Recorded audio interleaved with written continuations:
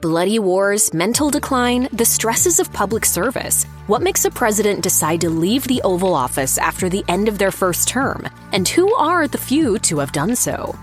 The most recent president to refuse a second term is Joe Biden, who announced he would be stepping down on July 21, 2024 in a letter he shared on X, formerly known as Twitter. The news came after widespread speculation about his mental and physical health. He was 81 years old when he dropped out of his bid for another stint in the White House, turning 82 in November the same year. Despite years of rumors about his purported decline, calls for his resignation gathered steam after the first presidential debate of the 2024 election season. Biden's performance, in which he was at times incoherent and appeared in a daze, was labeled disastrous by many media outlets. Look, if we finally beat Medicare. As a result, Democrats in Congress began calling on him to drop out. Former President Barack Obama reportedly told allies Biden should reconsider his campaign, while Speaker Emerita Nancy Pelosi allegedly urged him to step down. After a few weeks, the pressure became too much, forcing Biden to step aside and endorse his VP, Kamala Harris, for the presidency. Before Joe Biden, the most recent president to refuse a second term was Lyndon B. Johnson, the 36th head of state. In a televised broadcast on March 31, 1968, he said, "And I will not accept the nomination of my party for another term as your president."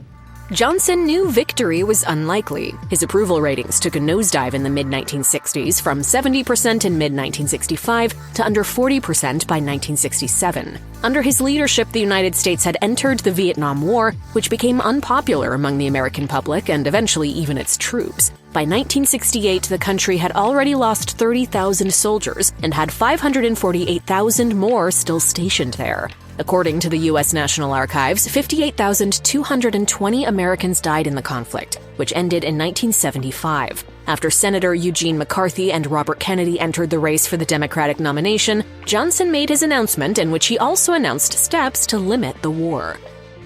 "I am taking the first step to de-escalate the conflict." On January 22, 1972, Johnson died of a heart attack just 5 days before North Vietnam, South Vietnam, and the U.S. signed the Paris Peace Accords.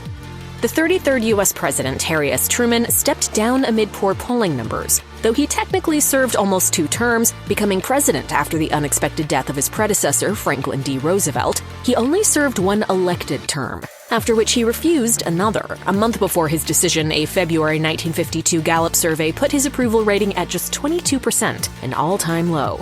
In his farewell address, Truman expressed pride over his accomplishments and legacy, saying that his presidency has spread, in his words, the blessings of American life to all people in the nation, regardless of race or religion or status of birth. Truman died of cardiovascular system collapse on December 26, 1972. He was 88.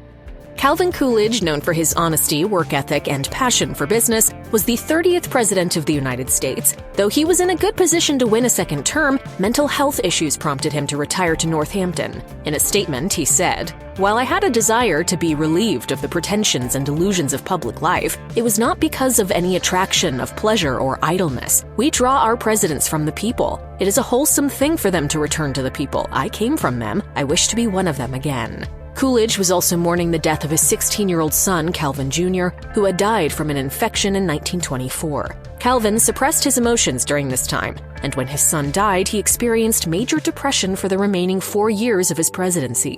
He died on January 5, 1933, of coronary thrombosis at his Northampton home. He was 60 years old.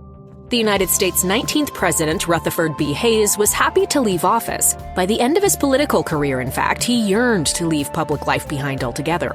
Luckily for him, he had already promised to serve only 1 term, so he left office on March 4, 1881. On January 17, 1893, he died of heart disease. Hayes was one of the most controversial presidents in U.S. history. He entered the White House in 1877 in the aftermath of the Civil War and the Jim Crow era that followed, and he was elected amidst a constitutional crisis. Regardless, he was content with his decision to step down and seemed happy with his legacy. In his diary, he wrote, "I left this great country prosperous and happy, and the party of my choice strong, victorious, and united. In serving the country, I served my party." James Buchanan was the 15th President of the United States. He had also pledged to serve only one term and noted this during his inaugural address. Buchanan is consistently ranked by historians as one of the worst presidents for fueling divisions over slavery, sometimes by siding with owners of enslaved people, other times by attempting to placate white Americans. He claimed to take no side on the issue, but his rhetoric was no help during his time in office from 1857 to 1861. Buchanan left office on March 4, 1861, and returned to Pennsylvania. The Civil War began just over a month later, on April 12, 1861. Buchanan died on June 1, 1868, at age 77 from respiratory failure brought on by a cold and complications of old age. James K. Polk, the 11th President of the United States, pledged to only serve one term in office after he was nominated as a presidential candidate in 1844. He fulfilled his campaign promise when he declined to run again in 1848, becoming the first president to step down voluntarily. In his diary, he seemed content with the decision. He wrote, "I feel exceedingly relieved that I am now free from all public cares. I am sure I shall be a happier man in my retirement than I have been during the 4 years I have filled the highest office." James K. Polk died of cholera 3 months later.